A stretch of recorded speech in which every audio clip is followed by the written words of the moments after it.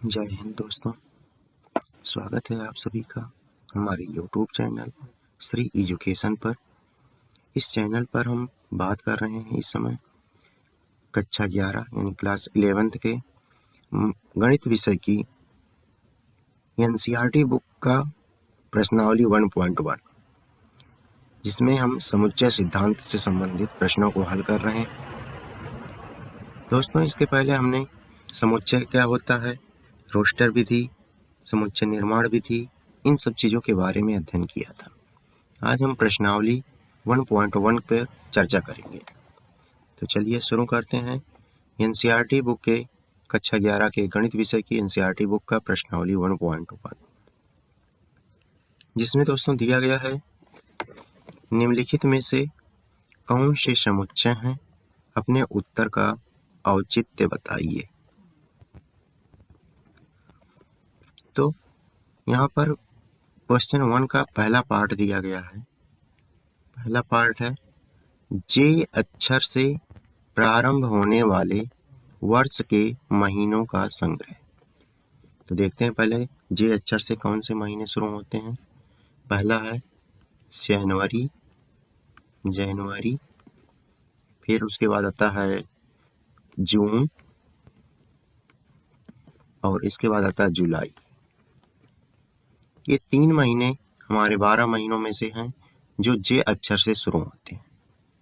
अब इस समुच्चय की बात करें तो इसको पहले हम एक सेमी ब्रैकेट में रखते हैं और पाते हैं कि यह एक परिमित समुच्चय है तथा सुपरिभाषित संग्रह है। सुपरिभाषित संग्रह है, इसलिए यह एक समुच्चय है। तो पहला प्रश्न जो है 1.1 का पहला पार्ट, वह एक समुच्चय है।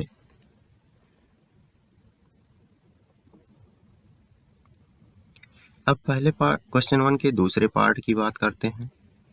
दूसरा पार्ट कह रहा है कि भारत के 10 सबसे अधिक प्रतिभाशाली लेखकों का संग्रह। तो इस प्रश्न की अगर हम बात करें तो हम पाते हैं कि अगर राम के अनुसार प्रतिभाशाली लेखक मुंशी प्रेमचंद हैं, तो रमेश के अनुसार जो है वह बाणभट्ट एक प्रतिभाशाली लेखक हो सकते हैं, क्योंकि मुंशी प्रेमचंद हिंदी साहित्य के लेखक हो जाएंगे और रमेश के अनुसार बाणभट्ट जो है संस्कृत साहित्य के लेखक हो जाएंगे। इसमें ये नहीं कहा गया है कि किस भाषा के प्रतिभाशाली लेखक की बात की जा रही है। तो हम पाते हैं कि भारत के 10 सबसे अधिक प्रतिभाशाली लेखकों का संग्रह जो है वह सुपरिभाषित संग्रह नहीं है, सुपरिभाषित संग्रह नहीं है। और जो सुपरिभाषित संग्रह नहीं होता है उसे हम समुच्चय नहीं कह सकते। इसलिए हम यह कह सकते हैं कि भारत के 10 सबसे अधिक प्रतिभाशाली लेखकों का संग्रह सुपरिभाषित संग्रह नहीं है, इसलिए यह एक समुच्चय नहीं है। तो हमको यह मिलता है कि यह समुच्चय नहीं है। अब इसके बाद हम आते हैं क्वेश्चन नंबर 1 के पार्ट 3 की तरफ, जिसमें हम पाते हैं कि विश्व के सर्वश्रेष्ठ 11 बल्लेबाजों का संग्रह। विश्व के सर्वश्रेष्ठ 11 बल्लेबाजों का संग्रह। तो अगर इसमें हम कहें महेश के अनुसार अगर सचिन एक सर्वश्रेष्ठ बल्लेबाज हैं, तो महेश के अनुसार सचिन है। महेश के अनुसार तो सुरेश के अनुसार सौरव गांगुली एक सर्वश्रेष्ठ बल्लेबाज हो सकते हैं। सर्वश्रेष्ठ बल्लेबाज कौन हो सकते हैं? सौरव गांगुली हो सकते हैं। किसके अनुसार? सुरेश के अनुसार। तो तो यहाँ पर भी हम पाते हैं कि यह संग्रह जो है व्यक्ति के विचार पर निर्भर कर रहा है, ना कि सुपरिभाषित संग्रह बना रहा है। और जो संग्रह व्यक्ति विशेष के विचारों पर निर्भर कर रहा हो उसे हम सुपरिभाषित संग्रह नहीं कह सकते। अतः हम पाते हैं कि क्वेश्चन 1 का थर्ड पार्ट जो है वह भी एक सुपरिभाषित संग्रह नहीं है। क्वेश्चन थर्ड पार्ट जो है विश्व के सर्वश्रेष्ठ 11 बल्लेबाजों का संग्रह, यह सुपरिभाषित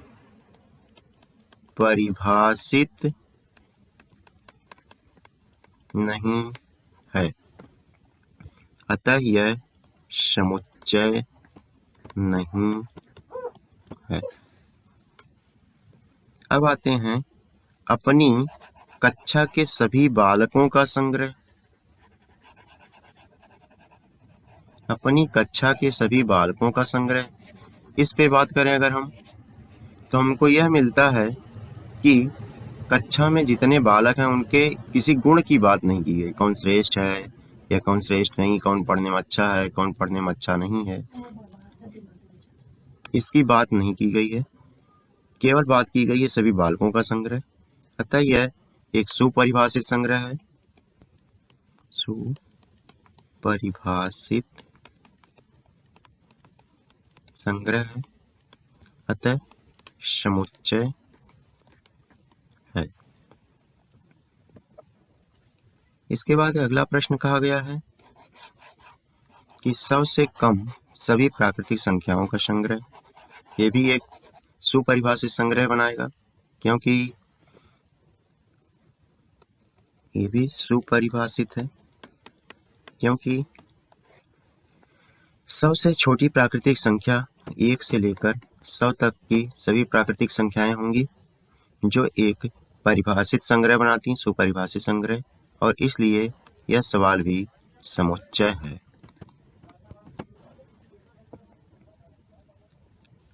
अब इसके बाद आता है मुंशी प्रेमचंद्र के द्वारा लिखित उपन्यासों का संग्रह।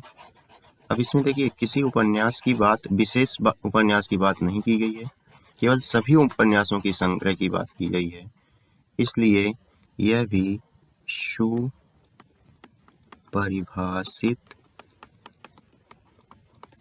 संग्रह है। अब क्वेश्चन नंबर 1 का 7th पार्ट की बात करें। 7th पार्ट में कहा जा रहा है कि सभी समपूर्णांकों का संग्रह, ये भी सुपरिभाषित है, क्योंकि सभी समपूर्णांकों का संग्रह एक अपरिमित संख्या आएगी। अपरिमित संख्याओं का संग्रह हो जाएगा, जो कि एक अपरिमित संख्या है। इसे हम ज्ञात तो नहीं कर सकते, लेकिन यह कह सकते हैं कि इसका मान एक निश्चित संख्या आएगी।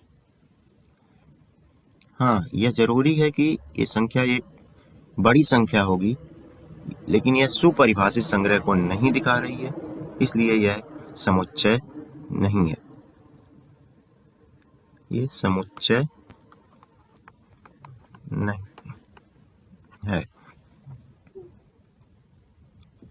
अब कह रहा है कि इस अध्याय में आने वाले प्रश्नों का संग्रह, इस अध्याय में आने वाले प्रश्नों का संग्रह की बात करें,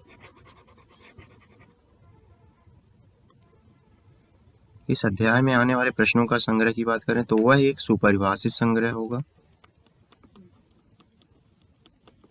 सुपरिभाषित संग्रह बनाएगा, अतः यह प्रश्न समुच्चय है।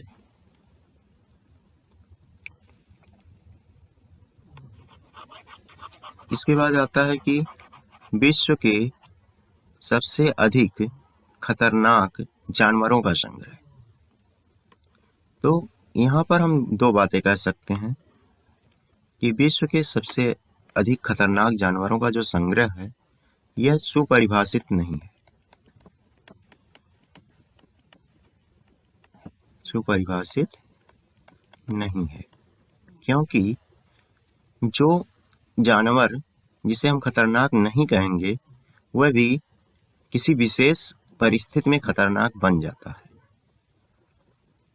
इसलिए यह एक सुपरिभाषित संग्रह नहीं है और इसलिए यह एक समुच्चय नहीं है। समुच्चय नहीं है। अब चलते हैं प्रश्न 2 की तरफ। यहाँ कहा जा रहा है कि मान लीजिए एक समुच्चय दिया गया है।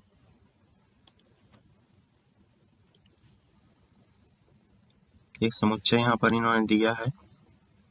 मान लीजिए ए जिसके एलिमेंट हैं, समुच्चय ए जिसके एलिमेंट हैं 1 2 3 4 5 6, रिक्त स्थानों में उपयुक्त प्रतीक एप्सिलॉन अथवा एप्सिलॉन नॉट भरिए।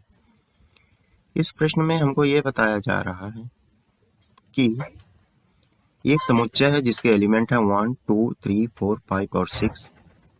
हमें ये बताना कि कौन सा एलिमेंट समुच्चय ए से बिलोंग करता है, यानी समुच्चय का अवयव है, और कौन सा एलिमेंट समुच्चय ए का अवयव नहीं है। तो देखते हैं 5 जो है इस समुच्चय ए में निहित है, इसलिए 5 belongs to set A. Question 2 के दूसरे पार्ट की बात करें 8, तो हम यहाँ पाते हैं 8 समुच्चय के अंदर निहित नहीं है, यानी 8 जो है वह समुच्चय का एलिमेंट नहीं है, इसलिए 8 does not belongs to set A. 0 भी सेट ए का एलिमेंट नहीं है, इसलिए 0 does not belongs to set A. 4 जो है वह सेट ए में निहित है, इसलिए 4 बिलोंग्स टू ए। 3 सेट 2 की बात कर रहे हैं, 2 भी सेट ए में निहित है, इसलिए 2 बिलोंग्स टू ए। 10 की बात करें तो 10 सेट ए में नहीं है, इसलिए 10 does not belongs to set A.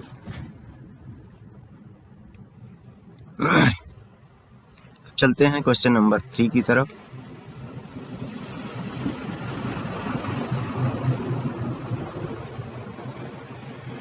Question 3 में कहा गया निम्नलिखित समुच्चयों को रोस्टर रूप में लिखिए। तो जैसा कि हम जानते हैं रोस्टर रूप में किसी समुच्चय को लिखने का तरीका होता है कि उसके एलिमेंट को लिखना। तो क्वेश्चन 3 पार्ट 1 की तरफ देखते हैं। यहाँ पर समुच्चय निर्माण विधि में दिया गया है कि ए एक सेट है जिसके एलिमेंट हैं यक्स सच दैट यक्स एक पूर्णांक है और -3 से बड़ा तथा 7 से छोटा। पहले देखते हैं -3 से बड़ी संख्या कौन सी है। -2, -1, 0, 1, 2, 3, 4, 5 और 6। तो हम पाते हैं कि सेट ए के जो एलिमेंट निकल कर आते हैं वह है -2, -1, 0, 1, 2, 3, 4, 5 और 6। इनको हमने एक सेमी ब्रैकेट के अंदर लिख दिया, तो हमको एक सेट मिल गया सेट ए, जिसको हमने कहा यह समुच्चय निर्माण विधि से रोस्टर विधि में लिखा गया। अब हम बात करते हैं क्वेश्चन बी की। यहाँ पर दिया गया है यक्स सच दैट यक्स संख्या 6 से कम एक प्राकृतिक संख्या है। तो अब हमको सबसे पहले बी के लिए एक प्राकृतिक संख्याओं का सेट बनाना होगा जो 6 से कम हो। तो 6 से कम प्राकृतिक संख्या होती 1, 2, 3, 4, 5 और 5।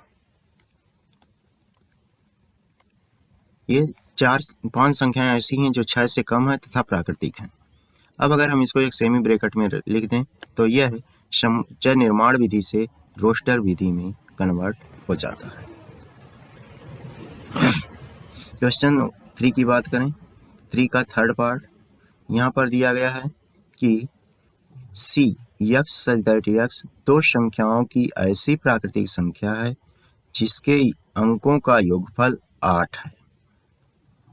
2 अंकों की ऐसी प्राकृतिक संख्या है जिसके अंकों का योगफल 8 है। तो अब हमें 2 अंकों की वह प्राकृतिक संख्या लिखनी होगी, वे प्राकृतिक संख्याओं का समुच्चय बनाना होगा जो 8 को जिनका योगफल 8 है। 1 और 7, 2 और 5, 2 और 6, 3 और 5, 4 और 4। ये इतने सेट ऐसे हैं जिनका अंकों का योगफल 8 था, वह प्राकृतिक संख्याएं भी हैं। तो इस सेट को अगर हम लिखें तो हम पाते हैं कि इस सेट को हम लिख सकते हैं सेट D 1 2 3 4 5 6 और 7। यह एक रोस्टर विधि में लिखा हुआ ऐसी संख्या है जिसका समुच्चय यह सच दैट यह 2 अंकों की ऐसी प्राकृतिक सॉरी भैया, यहाँ पर 2 अंकों की बात कर रहा है। तो हम यह जानते हैं कि 2 अंकों की ऐसी कोई भी प्राकृतिक संख्या नहीं होती है जिनका अंकों का योगफल 8 होता हो। तो क्वेश्चन डी एक रिक्त समुच्चय को दिखाएगा और रोस्टर विधि में हम इसको लिखते समय केवल सेमी ब्रैकेट लगा देंगे, उसके इनसाइड हम कोई भी एलिमेंट नहीं लिखेंगे। क्वेश्चन 3 का थर्ड पार्ट ये रिक्त समुच्चय का एग्जाम्पल है। अब आते हैं क्वेश्चन नंबर 3 के फोर्थ पार्ट की तरफ, जिसमें कहा गया है x सच दैट x एक अभाज्य संख्या है जो संख्या 60 की भाजक है। तो सबसे पहले हमें उन अभाज्य संख्याओं को निकालना होगा जो 60 की भाजक है। तो हम पाते हैं कि 60 की भाजक संख्याएं पहले कौन सी हैं? तो 60 की भाजक है 60, 30, 15, 20, 30, 15, 20,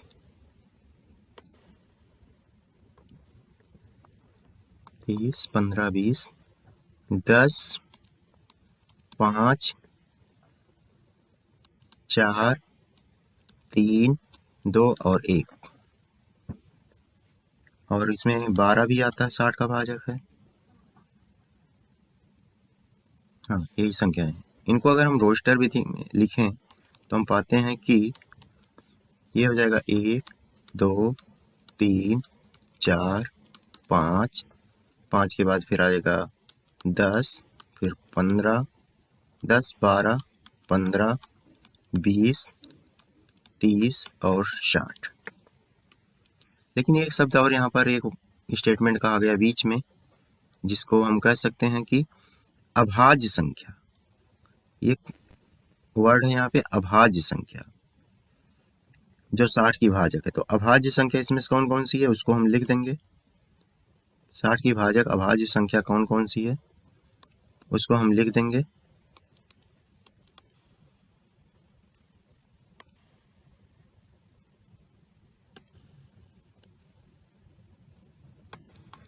साठ की भाजक अभाज्य संख्या 1 3 1 1 2 3 5, बस यही 3 ऐसी संख्याएं जो अभाज्य हैं और 60 की भाजक हैं। तो क्वेश्चन नंबर 3 का फोर्थ पार्ट हो गया 1 2 3 और 5 का समुच्चय। अब हम क्वेश्चन नंबर 3 के फिफ्थ पार्ट की तरफ बढ़ते हैं। फिफ्थ पार्ट में हमें कहा जा रहा है कि ट्रिग्नोमेट्री शब्द के समुच्चयों को रोस्टर विधि में लिखिए। तो जैसा कि हम जानते हैं रोस्टर विधि में लिखते समय किसी भी समुच्चय के केवल एलिमेंट को लिखते हैं, और अगर एलिमेंट रिपीटेड है तो उसको केवल एक बार लिखा जाएगा। तो देखते हैं यहाँ ट्रिग्नोमेट्री शब्द में जो एलिमेंट लिए गए हैं उसको एक एक बार हम लिख दें तो वह रोस्टर विधि में हो जाएगा। तो पहले हम लिखेंगे T कामा करके, फिर R, फिर I, G, O, N, N के बाद फिर O है तो O रिपीट हो रहा है लेकिन हम एक बार लिखेंगे केवल, फिर N के बाद M, फिर E, फिर T आ रहा, T रिपीट हो रहा इसलिए एक बार लिखेंगे, फिर R भी रिपीट हो रहा है इसको भी एक छोड़ देंगे हम, फिर Y हो जाएगा। तो ये हो गया ट्रिग्नोमेट्री शब्द का रोस्टर रूप। क्वेश्चन थर्ड का अब हम सिक्स्थ पार्ट की बात करते हैं। क्वेश्चन थर्ड का सिक्स पार्ट में कहा जा रहा है बेटर शब्द के सभी अक्षरों का समुच्चय।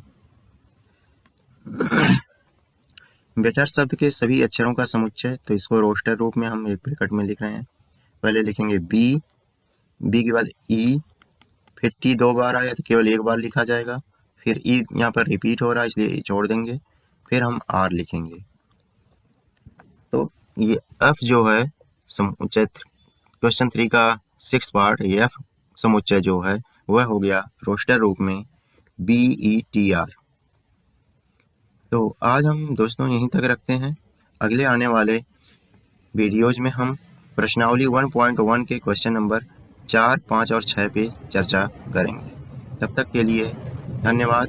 स्वस्थ रहिए, मस्त रहिए और हमारे चैनल को देखते रहिए तथा चैनल को लाइक, शेयर, सब्सक्राइब और कमेंट करना ना भूलिए। Thank you.